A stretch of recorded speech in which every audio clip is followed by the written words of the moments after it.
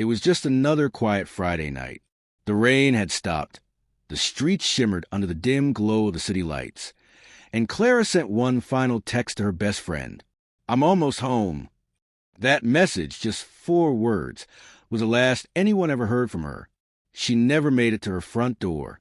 Her phone went dark. Her car vanished. And what police found days later in the woods didn't make sense to anyone. A town that once slept peacefully now lives with its doors locked and its hearts heavy. Because what happened to Clara wasn't random, it was planned. And the truth, when it finally surfaced, was darker than anyone could have imagined. It was 10:47 p.m. when Clara Hayes sent her last message. "I'm almost home." She never made it there. That single text became the haunting echo of a night that changed everything.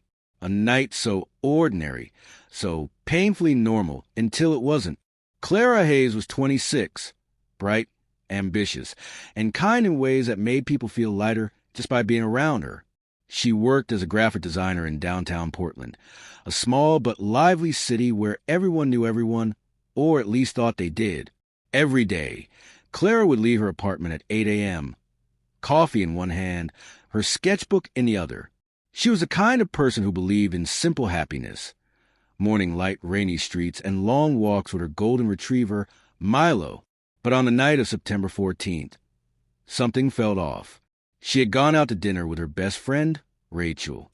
It was supposed to be a quick meal, 2 friends catching up after a long work week.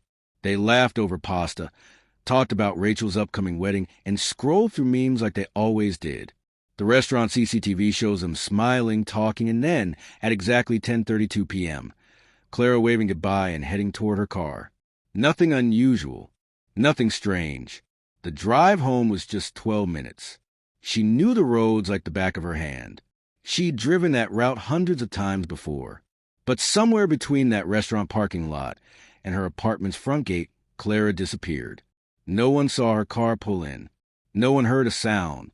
When Rachel texted her later, "Home safe?" the message went unread. Minutes turned into hours, and the silence began to suffocate. By morning, Clara's parents were calling the police. At first, detectives thought it might be a misunderstanding. Maybe Clara stayed with a friend or her phone had died. But when they reached her apartment, everything was untouched. Her purse, her art supplies, her half-finished painting, all in their usual places. Even Milo, her dog, sat quietly by the door waiting. That image, a loyal dog staring at the front door, expecting her to return, became the first photo in every missing poster that followed. By noon, the search had begun. Police traced Clara's phone. The last ping came from a rural stretch of highway known as Route 9, about 4 miles from her home. The same stretch of road surrounded by dense forest and no streetlights. Locals called it the Whisper Mile, because on quiet nights, the wind carried sounds that didn't belong to nature. When officers reached the area, they found Clara's silver Toyota Corolla parked neatly on the side of the road. The doors were locked. The keys were still in the ignition. Her phone lay on the passenger seat. Screen cracked, flashlight still on. And on that dimly lit road, the glow from that flashlight was the only trace she left behind. The world around Clara's disappearance began to crumble. Her family flooded social media. Her friends started search groups, and news channels painted her as the girl who vanished between home and nowhere. The image of her, smiling, holding Milo, flashed across TV screens across the country. Hashtag Find Clara trended for days. People speculated. Some claimed to have seen a woman matching her description at a nearby gas station. Others swore they heard screams near Route 9 that night. But nothing concrete surfaced. No witnesses. No camera footage. No signs of struggle. For days, the police combed the woods, using drones, dog, and thermal scanners. But the forest swallowed everything. Detective Aaron Blake, who led the case, later said in an interview, it was like she vanished into thin air. No footprints, no tire marks, not even a broken branch. Just silence. And that silence became the center of everything. For the Hayes family, time froze. Clara's mother refused to leave the porch light off, believing one night her daughter would walk through the door. Her father stopped working entirely, spending every day driving up and down Route 9. The town of Portland wasn't the same anymore. The laughter in cafes dimmed. The streets felt heavier. Because when someone like Clara, loved, familiar, and innocent, simply disappears, it changes how everyone sleeps at night. What no one knew, however, was that a week later, a hiker deep inside the Whisper Mile forest found something that would change the investigation forever. 1 week after Clara Hayes vanished, a local hiker named Evan Miller was trekking through the dense woods near Route 9, a place people usually avoided once the sun went down. The trees, they were old and twisted, their roots like veins crawling over the damp earth. It was silent, except for the occasional rustle of leaves. Evan wasn't looking for Clara. He was just out there to clear his head. But around 6:15 a.m., something caught his eye, a shimmer of silver among the dark greens and browns of the forest floor. He moved closer. What he found would change everything. It was a necklace, a delicate silver chain with a small charm shaped like a paintbrush. Clara's friends instantly recognized it. She never went anywhere without it. The police were called within minutes. Soon, the quiet forest was swarming with investigators. Crime scene tape cutting through the mist. Drone cameras hovered overhead as detectives scoured the area for more clues. Then, just 30 yards from where the necklace was found, a shallow impression in the dirt, as if something heavy had been dragged. Not blood, not footprints, just the ghost of movement. Detective Aaron Blake stood silently over it and whispered to his partner, "Whatever happened here wasn't random." Within hours, the search zone widened. Dogs picked up a faint scent trail that led deeper into the woods, but halfway through it vanished, completely, as if the forest itself had swallowed the trace. News spread fast. Reporters camped near Route 9. Theories began to multiply online. Some said it was a kidnapping. Others claimed Clara had run away to start a new life. But those who truly knew her, her family, her best friend Rachel, rejected that idea. Clara wasn't the kind of person who vanished willingly. Then came the footage.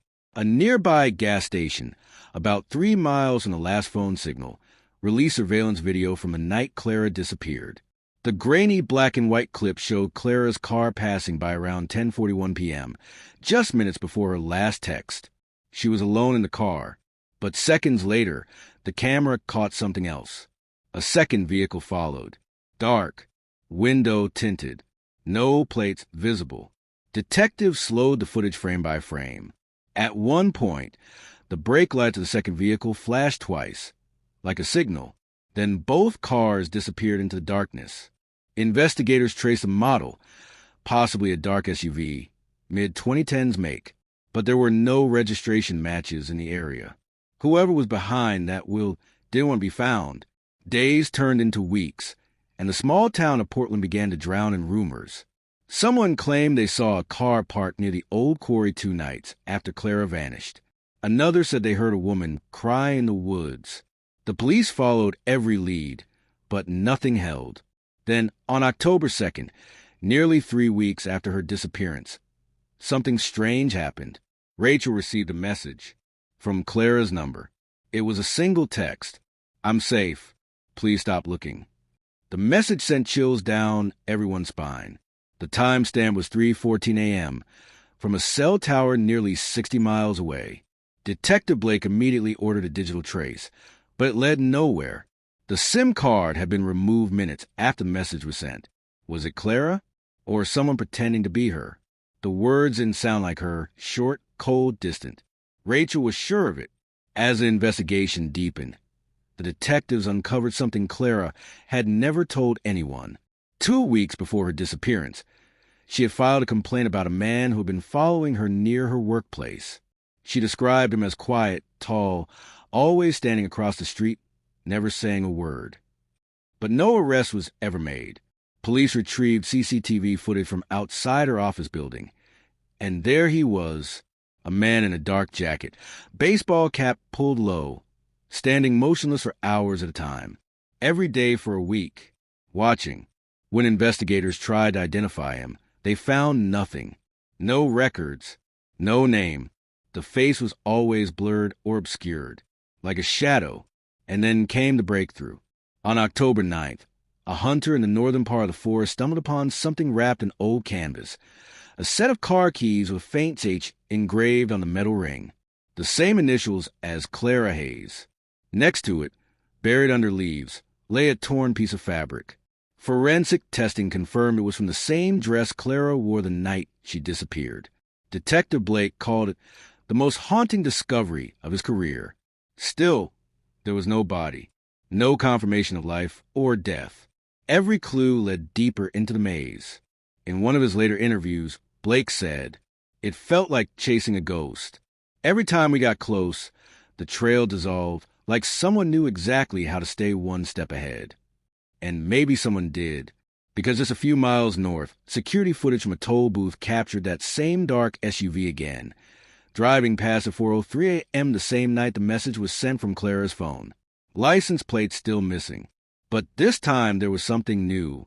The passenger window was cracked open, and for a split second, caught by the toll camera's flash, a pale hand pressed weakly against the glass. Then it was gone. That image, a single hand reaching out from the darkness, became the symbol of the entire case. And it was at that moment everyone realized Clara Hayes' story wasn't just about a disappearance anymore. It was about someone trying desperately to be found. For weeks, the town of Portland lived in fear. No one walked alone at night. Porch lights stayed on till dawn. Every creak of a floorboard, every echo in the woods, felt like Clara's ghost was whispering through the dark. Detective Aaron Blake refused to give up. He didn't want another cold file sitting in his cabinet. Not this time. He spent nights in his car, parked near Route 9, replaying the case again and again in his head. The texts, the clues, the hand at the toll booth, it all had to mean something. Then, one evening, a call came in. A man claimed he'd found something in an abandoned cabin near the quarry, a place locals called the Still House. It had been empty for years, swallowed by vines and silence. When Blake and his team arrived, they found the door half open, hinges rusted, a faint smell of gasoline hanging in the air. Inside, the floor was covered in old newspapers, beer cans, and the faint outlines of muddy footprints. But what froze everyone in place was the wall. A single wall, filled with photos, hundreds of them, all of Clara, smiling, walking, painting, even sitting in her car. Every moment of her life, watched, captured, cataloged. Pinned among the photos was a note, handwritten in shaky letters. "She shouldn't have ignored me." The silence in that room was suffocating. It was clear now. Clara had been stalked for months, maybe years. Someone had followed her every move, waited for the right night, and then made their move. The next day, the investigation took a darker turn. Fingerprints found in the cabin matched those of Dean Coulter, a 38-year-old electrician who had once done repairs at Clara's art gallery. He had no criminal record, just a quiet life on the edge of town. But when police went to question him, he was gone. His house was empty, his phone disconnected, his bank account untouched. It was as if he'd evaporated into thin air. Then, another discovery. A burned-out vehicle deep in the forest, matching the make and model of the SUV seen in the toll footage. Inside, investigators found traces of blood, but it was too degraded to confirm DNA. And on the driver's seat, a piece of torn flannel shirt, soaked and stiff. Everything pointed to Dean. But here's where things got strange. Neighbors reported seeing Dean after the night the SUV burned, walking near a riverbank, muttering to himself. One said he looked like he'd seen death. Another claimed he was carrying a small box, clutching it tight like it was something sacred. When police searched the area, they found the box, half buried near the water. Inside was a phone, cracked, waterlogged, but still recognizable. It was Clara's. When they dried it and extracted the data, they found one unsent video message recorded the night she vanished. The footage was grainy, shaky, but her voice was clear. "If anyone finds this, please tell them I didn't go willingly. He said he just wanted to talk, but I don't think I'm getting out. Please tell my family I love them." That one video shattered everyone. The media exploded. Clara's name trended nationwide. For weeks, her story filled every podcast, every talk show, every online thread. But Dean Coulter was never found. Some say he drowned in the river trying to escape. Others believe he vanished into the mountains. There were even rumors that someone helped him disappear, that the case went deeper than anyone realized. Then came the most chilling twist. 6 months later, a park ranger nearly 200 miles north discovered a small wooden cabin deep in the Cascade Range. Inside were supplies, food cans, and a stack of old journals. On the last page of one, written in handwriting identical to Dean's, were the words, "She keeps calling my name in the dark. I can't sleep. She won't forgive me." And beneath that, "If she's gone, then so am I." Outside the cabin, near a frozen stream, searchers found a single boot, half buried in snow. DNA testing later confirmed it belonged to Dean Coulter, but Clara's body was never found. Some believe Dean killed her and hid the body somewhere no one would ever find. Others thought he took his own life out of guilt, but there was one final theory, one that still gives locals chills. A truck driver once reported seeing a woman, barefoot and dazed, walking along Route 9 just before dawn, months after Clara's disappearance. When he stopped to help, she vanished into fog. He swore her dress was torn, and around her neck hung a small silver necklace shaped like a paintbrush, the same one found in the woods. Every year, on the anniversary of her disappearance, someone leaves fresh flowers at the edge of Route 9, tied with a silver ribbon. Nobody knows who. Some say it's her mother. Others whisper it's her spirit, still looking for peace. Detective Blake eventually retired, but in his final interview he said something that still echoes online. "I don't think Clara ever truly left that night. Some stories never end. They just keep replaying in the dark. The screen fades to black. Soft music plays. And one line appears on screen, the same message Clara sent before she vanished. I'm almost home." But this time, it feels more like a haunting promise.